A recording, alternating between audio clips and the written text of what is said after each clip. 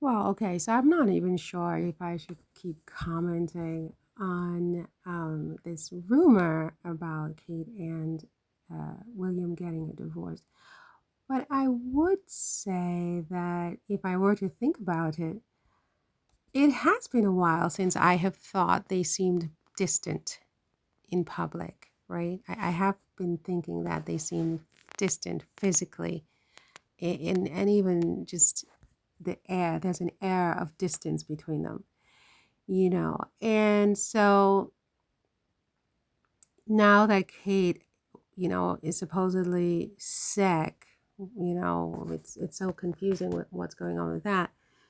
William started to sound like he was a single man in some of his bulletins and, not going to see Kate every minute bearing flowers, for the photo ops. What perfect photo ops those would have been, the doting husband visiting the wife with the flowers and so on. Or just anything, or Kate being seen for the first time with her mom. All of these things have sort of led me to question everything. And then I've been looking at papers and even going back last year, some of the French papers were talking about a potential divorce, even as back last year. And so then I started thinking, oh my gosh, what would happen with these kids? If they were to get divorced, I mean, what happens to the kids? And then I remember how recently there were some reports that they're fighting over George's school and so on and so forth. And I think that, wow, I mean, if they were to get a divorce, that would be really interesting about the custody of these kids. I don't know, I believe that the kids belong really to the British, monarchy, really. Um, so the monarchy would really have first dibs at them, especially George, which might explain why they're fighting over George.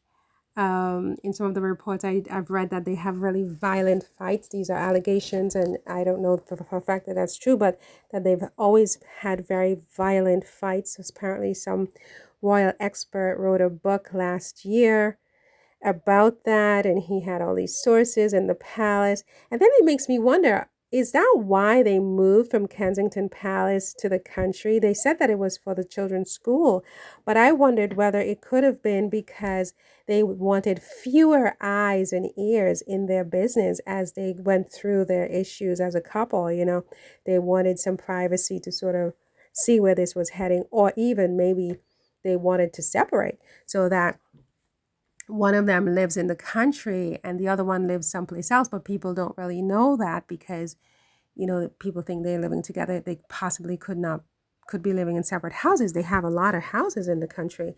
But in Kensington Palace, everything was sort of more open for the prying eyes and ears of the court. So I wondered about that now that all of these reports are coming out that the children that they are getting divorced. And then, even as recently as this year, I heard about them fighting over George's school. And so I'm like, oh my God,